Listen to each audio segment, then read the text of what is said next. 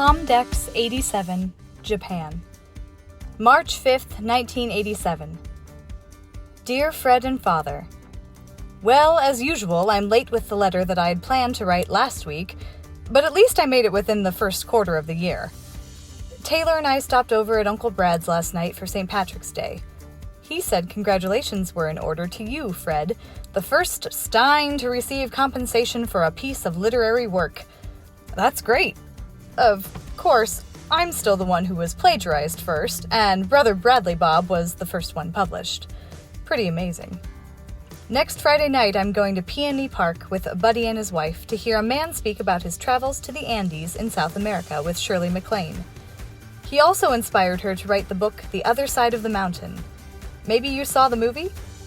Unfortunately, I missed it, but Evans has been filling me in. I guess this guy claims to have met aliens from another planet and has the pictures to prove it. What the hell, it's only $15 to get in the door, so I'm game. Speaking of being game, I have to tell you about my trip to Japan. First of all, it was great. That is, until the 5 Japanese policemen surrounded me. It wasn't my fault. But I'm getting ahead of myself. It's best to start at the beginning. Before I left on Saturday night, I was too excited to sleep, so Diane and I were awake until 4 a.m. and the alarm clock rang at 5. I called Bradley Bob at 5:15 to make sure he was at my door by 5:30. The adventure began. We made it to the airport in plenty of time to start what would be one of the longest plane rides in the world. Of course, I couldn't sleep. I didn't want to miss anything. So I spent the next 15 hours sitting in silence next to the Filipino woman with whom I had tried to converse in Japanese. She informed me in perfect English that she was not Japanese. After that, as our flight dragged on, she didn't seem to take too kindly to me. Perhaps it was the fact that she had to move every time I wanted to walk up and down the aisle. Oh, it couldn't have been more than 20 times, give or take. I arrived in Tokyo on Monday morning. I actually flew into tomorrow. The customs agent was processing the line of passengers through the turnstile with a quick stamp on everyone's passports, until he noticed me. He motioned for me to stop, asked me if I had any runs. I didn't think he was interested in my bowel movements, so I said, "Sumimasen ka?" which means, "excuse me?" I finally realized that he wanted to know if I was carrying any guns. Beats me why he singled me out for guns, but I said no, and he waved me on. I spent the next half an hour or so walking through the airport in a daze, wondering what in the world I was doing in Japan. I eventually mustered enough courage to take the local bus to the train station. Once on the train, I felt better knowing that I was headed for Tokyo. I was the only English-speaking person on the train. I sat in silence and watched the scenery go by as day slowly slipped into night. By now I was so tired I could barely keep my eyes open, but I didn't dare relax because I didn't know where I might find myself. We arrived on the outskirts of Tokyo and everyone filed off the train in a rushed but orderly fashion. I decided I should exit too, so I stumbled out into the streets of Tokyo. Boy, what a shock. I thought I was in Las Vegas. There were gambling joints, bars, restaurants, flashing lights, and people everywhere. Thousands of people. I knew by this time that I needed sleep, but I was so disoriented I also knew that I didn't want to sleep under a bush that night like I had planned. I started looking for a cheap hotel and tried several places, but they all wanted too much money. I finally found a room for 7,500 yen and was too tired to go any further, so I took it. To give you an idea of how expensive it was, when I converted $200 into yen at the airport, I got 30,000 yen in return. Doing the conversion with sloppy math meant I had paid $50 for a room that I had been hoping to get for about $5. This left me with $300 in my shoe and 20,250 yen in my pocket. I made it to my room, which was the size of the bed, but at least it had a bathroom, which was the size of a small closet. I crashed and didn't move until 10 a.m. the next day. I stayed in my room until noon and watched Japanese TV. I knew I wouldn't have another chance. It was interesting to watch, but I didn't follow too much of the verbiage. I started wishing I'd studied a little harder in Japanese class, but at least I had my books with me and spent that time in my room cramming. It wasn't long before I had to vacate my sanctuary and hit the streets. That's when I had my next real shock. A cup of coffee, no refills, cost 300 yen at McDonald's. That's $2 for a cup of coffee. The current rate in America was 50 cents, tip included. I just about fainted, and I could feel the money in my shoe shrinking. I spent the rest of the day walking from the edge of the city to downtown Tokyo. I must have walked between 30 to 40 miles that day. As a matter of fact, I think I averaged that many miles every day. Of course, it seemed longer because of the blisters I had after the first day. I bought a new pair of running shoes before the trip, and unfortunately, they didn't fit. Painful, but it makes the memories all that more vivid. Before I knew it, night was once again upon me. I had spent the entire day sightseeing and now found myself in the heart of Tokyo looking for a bush to sleep under. I eventually spotted one about 20 yards behind a police hut. It looked good to me, so I crawled under and went to sleep. I decided that if I needed to scream for help, the police would be close at hand. I woke up at 4:30 the next morning. Seems like I always wake around 4:30 in the morning. Stuffed my sleeping bag in my pack, tied on my sleeping mat, and was on my way. I decided since I was awake at that hour of the morning, I should hit the famous Tokyo Fish Market. After walking a couple of hours and trying to decipher a Japanese hiragana city map I bought at the airport, I finally found it. I'll send pictures, but they can't do justice. It was some kind of place. I saw creatures I've never seen before that I assume were edible. A lot of them were still alive, trying to reach out and grab you as you walked by. The market was packed with the early morning crowd, offering all the raw fish you could eat, and cheap. Outside the main market area was Izakaya Heaven, Restaurant Row. You could tell by the clientele that it was where the working men and women packed shoulder to shoulder went to eat. I tanked up, based on my limited funds, and then continued on my way, being careful not to get run over in a buzz of activity by all the bicycles, trucks, and pushcarts transporting the day's catch to willing buyers and local restaurants. I eventually came across NT&T headquarters, the equivalent of the Japanese phone company. I stopped to chat with the people explaining all the new technology displayed in their showroom. Somehow during our conversation, the salespeople got the impression that I was a bigwig from the phone company in America. I did such a fine job of fooling them that I was invited to have a cup of tea, an honor in Japanese protocol.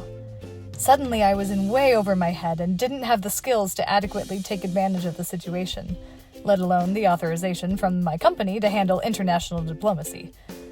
After sharing tea with a group of mid-level managers who were eager to find out what I was doing in Tokyo, and also to practice their English, I gracefully bowed out of additional discussions.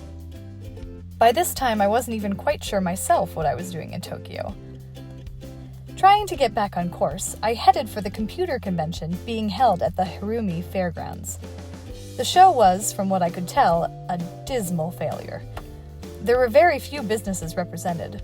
Once it was determined by the industry that the convention was going to be a bust, everyone had bailed. The convention center was huge, built on reclaimed land in the Bay of Tokyo. Had it been filled to capacity like the Comdex convention in Las Vegas, it would have taken days for me to visit all the booths and research the products. As it was, there were only a few vendors present, and none of them looked very happy about the turnout. It only took me a couple of hours to walk through the entire place, but it did give me the opportunity to speak with many interesting people. I met a very helpful Russian trade representative who gave me his phone number on the back of a business card. He told me to call him if I needed help and said the next time I was in town we should go out for some sake. My kind of guy. Leaving the convention somewhat disgruntled at the lack of products and opportunity, I unintentionally walked by the NEC, Nippon Electric Corporation, showroom, displaying their latest and greatest gizmos. They coined the phrase computers and communications, and are known for their manufacturing excellence. I walked in and asked if I could speak with their CEO, Dr. Kabashi. I really hadn't researched this information. By coincidence, there happened to be an article profiling his career in the airline's complimentary magazine on the flight over. The response from the woman at the information counter was totally unexpected. Her eyes opened wide when she realized that this somewhat unkempt foreigner in front of her wanted to speak with their top dog. I have to give her credit, though. She called the main office and I was allowed to speak with the sales manager for their North American accounts. Shock upon shock, he said he would like to meet me, so we made an appointment for the next day. I left the NEC showroom with a smile on my face and a hunger in my stomach. so I went in search of food. I happened upon a small beer garden, or whatever they call them in Japan, and stopped in to relax and experience the local cuisine. I ordered something from the ocean menu. I'm not sure what it was, but it came in a bowl steaming hot with noodles and seaweed, and it was delicious. I was sitting at my table minding my own business when the manager walked over and asked if he could join me. I said sure, and we proceeded to talk for about an hour. He was a friendly fellow and spoke English fairly well. He bought a couple rounds of sake and told me to be sure to stop in the next time I visited Tokyo. I thanked him and asked if he could direct me to the closest city park. He gave me this puzzled look but pointed me in the direction of a nearby park with an abundant supply of bushes. I slept in the park, suggested by my new sake partner, woke up the next day and walked the streets until it was time to meet the man from NEC. I somehow made my way to the subway and actually found their headquarters. I walked in and located a bathroom, changed into the one white shirt and tie that I brought with me for just such an occasion, and called the sales manager from the receptionist desk. He sent an escort to accompany me to the top floor, which is used specifically to host dignitaries. The room was decorated in the ancient Japanese decor, with a spectacular view of Tokyo. Wearing my camping backpack with my sleeping mat tied to it, I felt somewhat out of place as I waited. My only redeeming feature was the wrinkled tie that I was wearing. After a few moments, a man entered. We bowed and then proceeded to talk telecommunications for the next hour. After tea and conversation, sensing that it was time to leave, I thanked him for the very informative session. Just as I was about to leave, he asked if I knew the president of the Bell Operating Company. I said yes, and he informed me that Mr. M, an executive that I had only met once, was coming to visit there next week. I bluffed and told him to be sure to tell Tom I said hello, and then I left. I haven't heard anything from him yet, and if I'm lucky, I probably won't. I had several hours to kill the day before I left the next morning for Osaka, a city about 200 miles south of Tokyo. I decided to tour the Imperial Palace, where the Emperor of Japan lives, and also visit the Technology Museum. The palace and its grounds were surrounded by a huge moat with rock walls rising high into the sky to thwart off invading armies of long ago. Half of the original grounds have now been opened to the public as museums and a concert hall. The private living quarters for the emperor and his family were heavily guarded. From my vantage point, the palace appeared to be a relic lost in time. Night once again was upon me, so I started looking for something to eat. Coming across a pizza joint, I decided it was time to have some real food. And then I came to my senses. I could eat American food anytime. This was, after all, Japan. Eat Japanese. As it happened, there was a little restaurant across the street that looked interesting, so I wandered over. Investigating it was a good decision. The scent of the food made me hungry. I bowed on the way in, politely pointed to some guy's plate and asked, in Japanese, for one just like it. The food was indescribable because it's hard to describe something when you don't know what it is that you're eating. It was the best food I had tasted so far. I attempted to converse with the owner of the restaurant in my best conversational Japanese. Everyone laughed when he returned my conversation in educated English. I also started talking with some executive-looking fellows at a nearby table that I assumed were from a local Toyota plant. Izakayas, being small and intimate, are conducive to casual conversation. We chatted between our two tables about America and had some interesting discussions over a variety of topics, everything from public transit to politics, as we ate and drank our way into the evening. I wasn't in any hurry. The bushes could wait a little longer. One of the junior executives at their table was headed to Los Angeles for a one-year stint in America. I wished him good luck, but told him to remember one thing. I would sleep in the parks of Tokyo, but not in Los Angeles. He looked a bit worried, but I told him, "Ganbatte," which means, "You can do it." They all laughed. I went to pay my bill, which only came to 580 yen, less than 2 cups of coffee. I couldn't believe it. Too cheap. I realized they had given me a special deal because they thought I was okay. So were they. Leaving the restaurant, my mind turned to parks and bushes. I thought as long as I was so close to the Imperial Palace, I may as well sleep on the public side of the grounds. I jumped a fence and plunged into the underbrush. I soon found myself on top of a remote section of the palace wall, overlooking the moat filled with water far below. The view of the Tokyo skyline mesmerized me as I spent the night hoping they wouldn't turn the dogs loose to roam the palace grounds. No problem, they didn't. I woke up the next day to bright, warm sunshine with only one thing on my mind. I quickly packed my gear and found a public restroom. It was my first exposure to a traditional public Japanese restroom, not like the kind you find in a hotel. A Japanese public toilet is nothing more than a hole in the floor over which you squat. Luckily, I had some Kleenex with me. They rarely provide toilet paper in some public restrooms in the Far East. I positioned myself over the hole and proceeded to do a yoga move that is not practiced in America. It was not my most graceful moment, but hey, what can you expect from a novice? I walked to the Shinkansen or bullet train station that morning and had an inexpensive but excellent breakfast prepared in the government-run restaurant inside the terminal complex. After eating, I went to the ticket counter and asked for a seat on the train to Osaka. The clerk asked me if I wanted a free seat, and I said sure. I thought it was damn decent of them. Turned out that my free seat cost me 12,500 yen. What the guy meant was a non-reserved seat. Man, the bullet train was something else. Its average speed was well over 100 miles an hour. 3 hours later, I was well over 300 miles from Tokyo. I was treated to some beautiful scenery and probably would have seen more except that I started talking with a gentleman from Fujitsu. It seemed everyone wanted to practice his or her English with an American, and it was a great chance for me to practice my Japanese as well. I finally arrived at the Osaka station and headed for Osaka Castle from the ninja period. Osaka Castle Hall will host an artificial intelligence convention in October. Hope I can come back, but I'm not paying it for myself this time. Ma Bell will have to foot the bill. I spent the day walking and visiting the castle grounds and the surrounding area. I scouted a place to sleep amongst the pine trees, but I needed to find some food before I bedded down for the night. I walked to a restaurant not far from my hiding place to enjoy some raw octopus and beer and wait for the cover of darkness. But sure enough, before I was finished, I was drinking sake with a couple of guys that I had just met. I tried not to stagger as I walked back to the castle grounds looking for some underbrush in which to sleep. When I had checked out the vicinity earlier in the day, I saw two men sitting by the pine trees and said to myself, I'll bet they plan to sleep somewhere around here too. But I thought the odds of running into them later would be pretty slim. I mean, after all, this place was like a forest. Feeling confident I had found my spot, I started burrowing into the clump of thick pines. Out of nowhere, a shadow popped up right in front of my face. 10 years of taekwondo, and all I could think to do was shout, "Konbanwa," which means good evening in Japanese. Well, the guy dove out on one side of the pines, and I bulled my way out the other and down a little path, making like a marine with a full pack, not even stopping to clean my shorts. I found myself on the other side of the castle grounds, next to the National Kabuki Theater of Japan.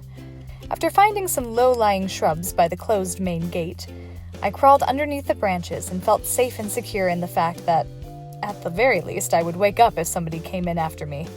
I was wrong. Eventually falling asleep from exhaustion, I'm not exactly sure what woke me.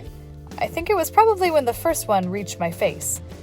It appears that I had somehow violated the territory of some huge slugs. An army of them were making what I assume was their version of a mad dash up to my face where they could suck the juice out of my eyes. At first I wasn't sure what it was I felt on my face. When I pulled it off, my skin, I bolted upright, breaking and scattering branches everywhere. I grabbed my pack and my sleeping bag and tore myself loose from the clutches of the forest floor. As I shuddered in uneasiness, I brushed a multitude of the slimy little buggers off my personal items, stuffed everything into my pack, slime trails and all, and decided I was finished sleeping. I thought I might as well head for the train station. It was in the early hours of the morning, and I had the streets to myself. I had only walked a short way when I heard a commotion behind me. A band of boys jogging in unison were coming up the street. Not knowing what else to do, I moved off to the side as they passed me by. Heads turned, but no one came toward me, so I felt somewhat relieved once they were gone. I was continuing along the road when I spotted a wallet lying in the street. I picked it up. It had identification and was full of money. I assumed that it must have fallen out of the pocket of one of the boys. I ran down the street after them, but it was too late. You must understand that written stories are multidimensional, as are some cities. The city of Osaka is not just a city of forward or backward, left or right. It has a third level going up and down, not to mention the fourth dimension that moves over time. The city is a maze of underground levels, street levels, and a raised metal walkway. Somehow, the boys who had been running on my level were now on an overhead metal pathway, continuing on their way to wherever. I didn't know how to reach them, let alone catch them while wearing a full field pack.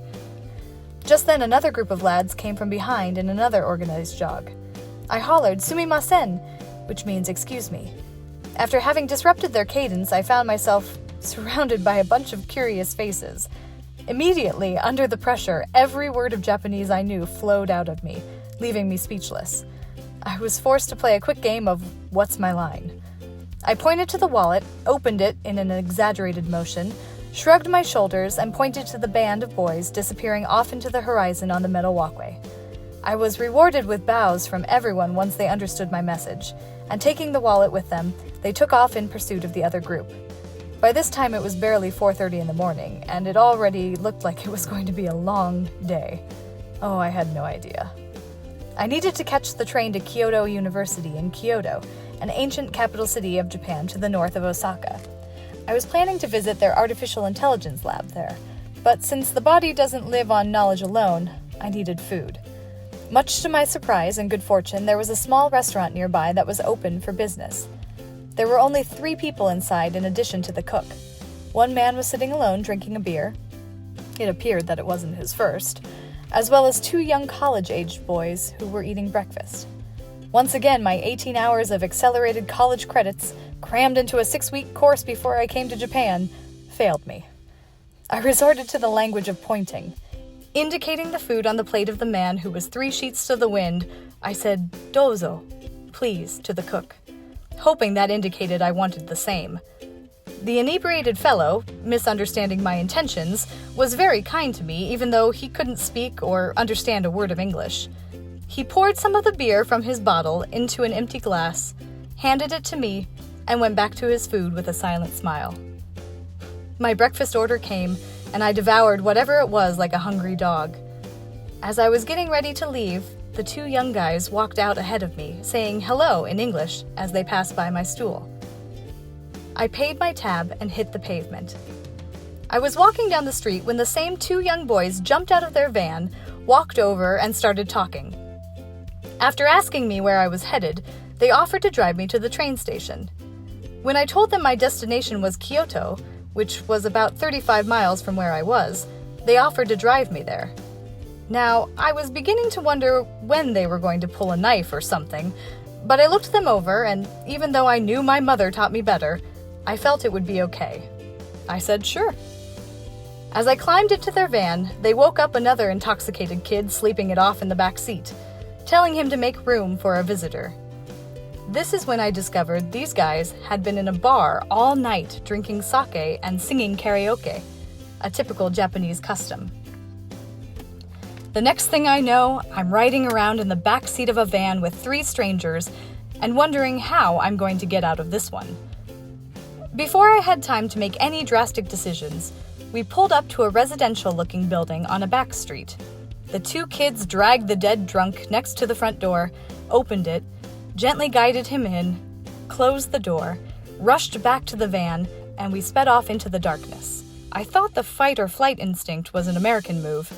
Turns out it's universal. I don't know who was waiting on the other side of the door, but I would imagine there was going to be a fight, and we, at that time, were heavily into flight. We drove to another dwelling where another one of the boys and his dad lived. There appeared to be some kind of shop in the front of the building and a small living area in the back.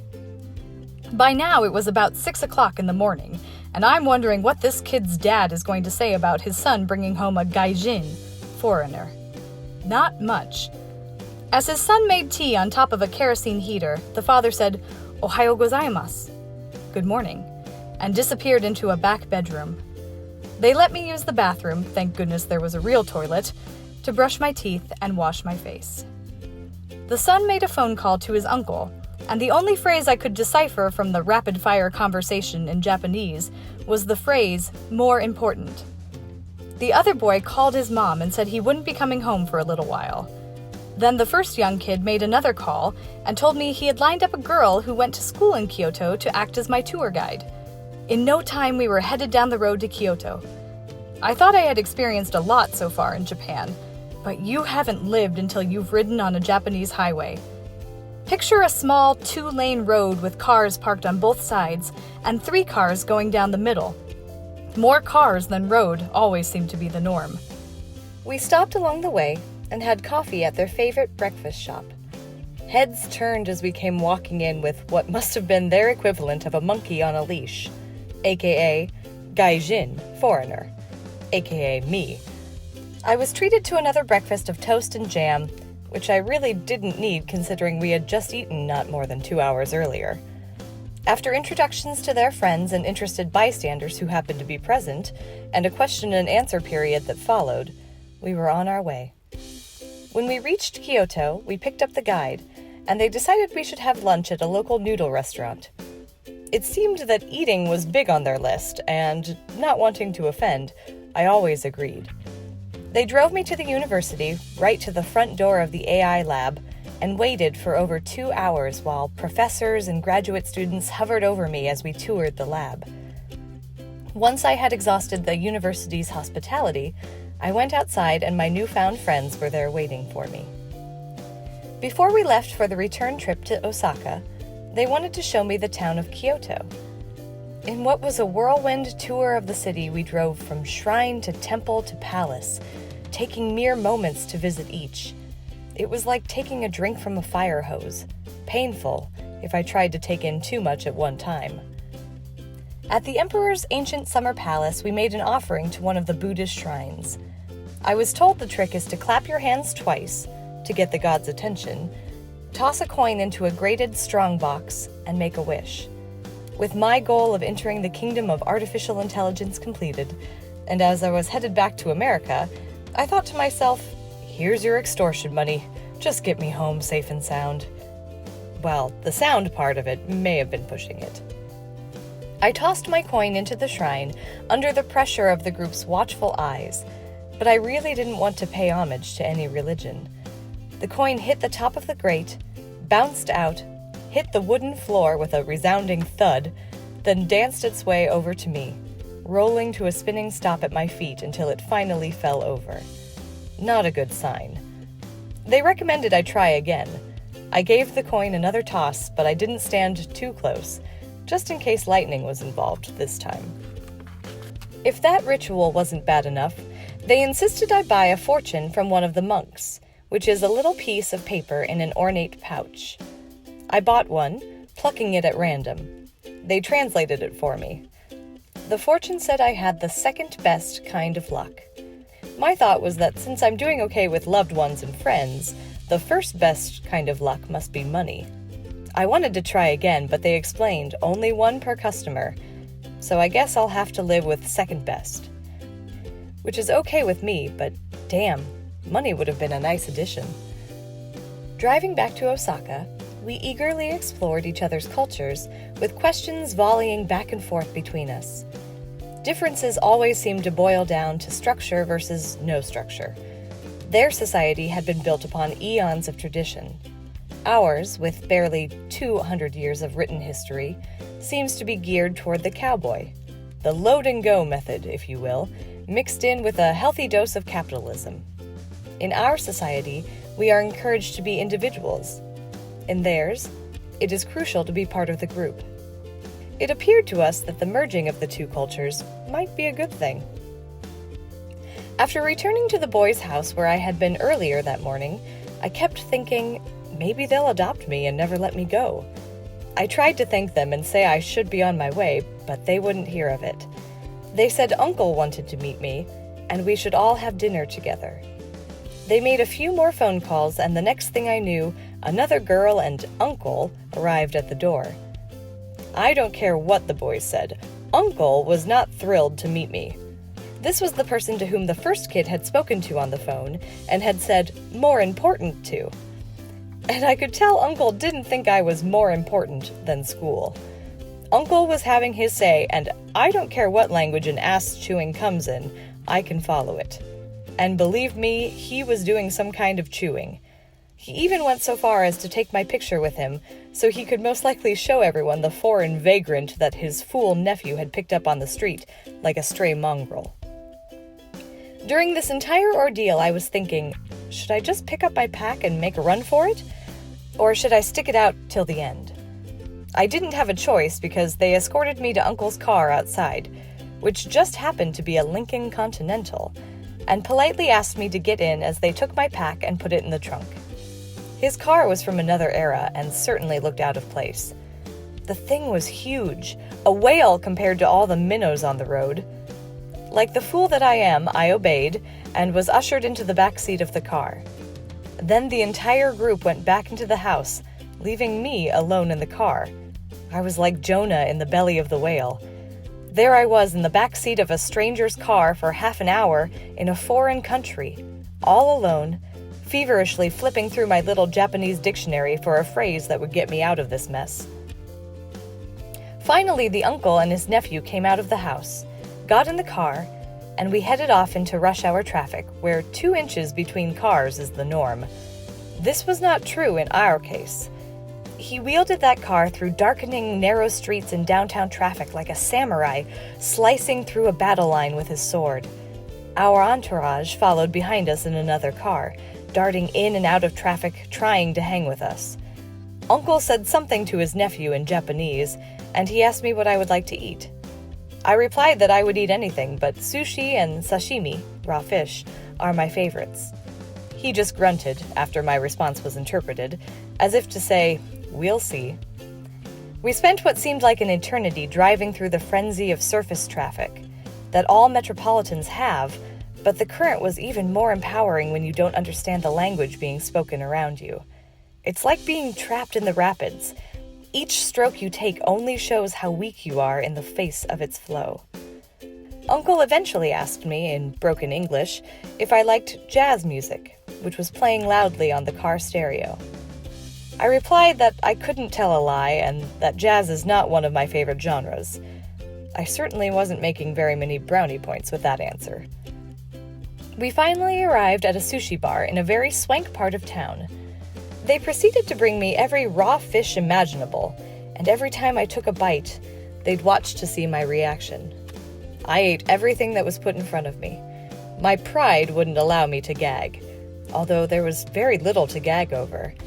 To give you an idea of my culinary feast, when they brought the raw shrimp out, nephew told me, "This is very, very fresh." I looked over, and the shrimp, a really big one, was still wiggling. It had no head, but the body was still wiggling. That's what I call fresh. I ate mine with a smile on my face and a desire for more. Everyone was getting pretty tired by now, and since my 2 Japanese friends had gone 2 days without sleep, they chose not to drink sake. That just left Uncle and me. Oh, he didn't know what he was up against. As the sake wore on, Uncle started talking to me a little more freely. He asked me to name my favorite sashimi from our meal. It clearly was a test. I thought for a moment and said taco, octopus. Uncle said most Americans didn't like raw octopus. I paused a long moment for dramatic effect and said, "I am not most Americans." He smiled. I had made contact. We talked and drank more sake. I waited for the right moment before I asked nephew to translate the following statement. We have a saying in America that in order to make steel, the iron must first pass through the fire. I think you, talking to the nephew, are the iron, and your uncle is the fire. Uncle nodded. I passed the test. I now had a lifelong friend in Uncle, and he truly was a very nice man.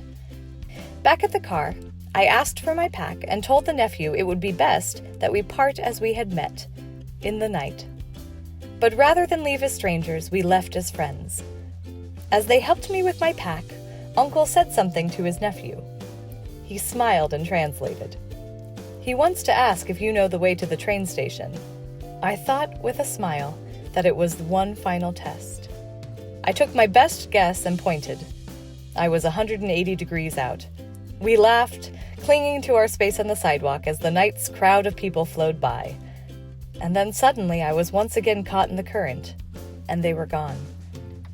I walked to the train station, but since there were no more trains that night, I pulled a piece of cardboard out of the dumpster inside the train station, found a remote corner, and slept on the floor in my sleeping bag, snail trails and all.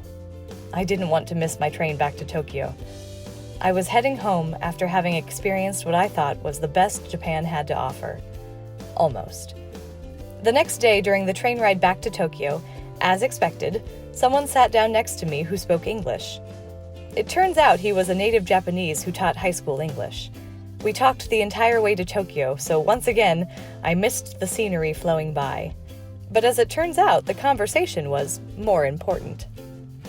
My new acquaintance asked me to meet him that evening for dinner and sake. I said sure. We discussed a rendezvous point, and he gave me a telephone number to call at 6 o'clock. I spent the rest of the day walking around in the rain, the first foul weather I had experienced the entire trip. And at 5 o'clock, I headed for the meeting place near the main train station. By this time, the rain had turned into snow, and it was really coming down.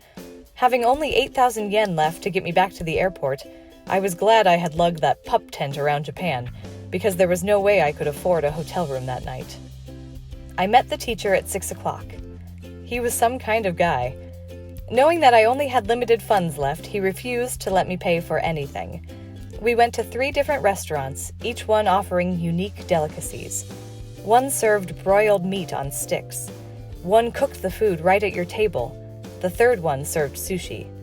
And of course, there was the obligatory sake at each one.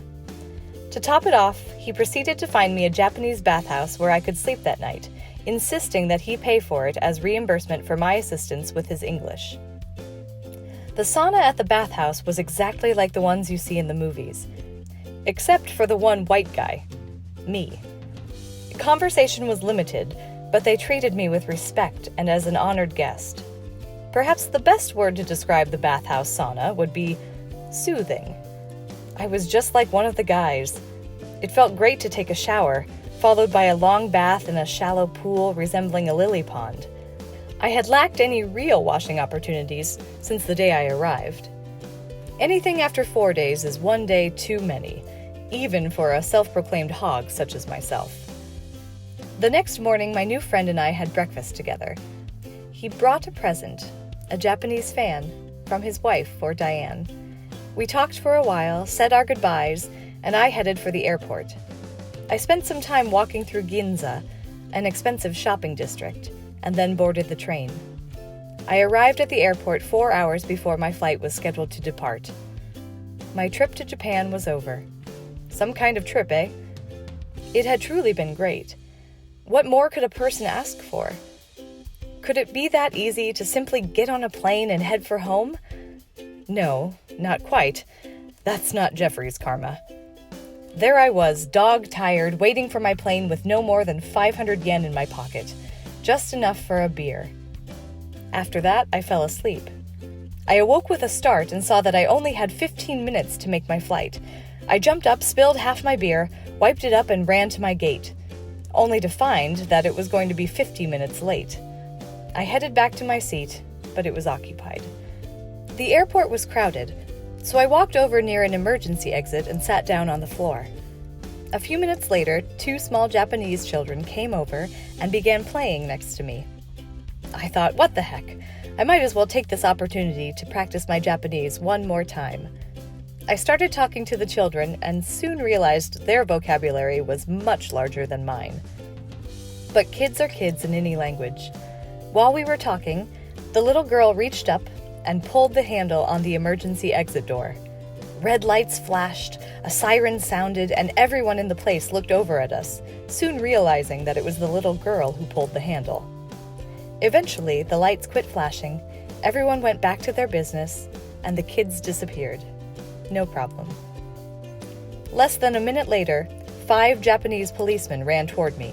Ran, mind you, and encircled me, pointing toward the emergency door that had been violated. Now, it doesn't take a genius to figure out that these guys meant business. I started shaking my head saying, "Ie, no," and making gestures that it was a little person who pulled it. Feverishly, I looked through my pocket dictionary trying to find out how to say, "not my fault," in Japanese. They finally understood that I probably wasn't guilty, so one of them left the circle surrounding me to make a phone call. The other policeman turned to see what he was doing, so I decided it was my cue to slink out of there. Before I could move both feet, they all had their little sticks pointed at me, and I concluded that any more movement on my part could get me thumped. By this time, the eyes of the entire airport were on me. Looking back, it was comical. However, at the time, the only ones not smiling in the entire airport were the 5 Japanese policemen and me. There certainly wasn't a smile on my face. But do you think anybody in the airport who had witnessed the entire incident came to my rescue? No way. They all wanted to be sure they made their own flights. I had to dig my way out of this one all by myself. I finally convinced one of the policemen that I had no reason to open the door. I was simply waiting for my airplane. He eventually agreed, but wanted me to implicate the kid who did it. A scared man has no shame. The policeman followed me through the airport until I spotted her, and I didn't hesitate to say, "That's her!" He left me behind to go speak to her parents. I walked back to my gate and plopped down right next to it until, thankfully, I was able to board my plane and head for home. Other than the dead sprint through the Minneapolis airport to make a 5-minute connection, which, by the way, eventually had a 2-hour delay, the trip was over, and I could honestly say, no regrets. Diane and I were thinking about driving to Minnesota in a couple of weeks, if you will have us.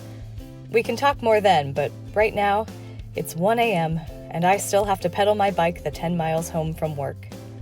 Hope you enjoyed the story. Jeffrey.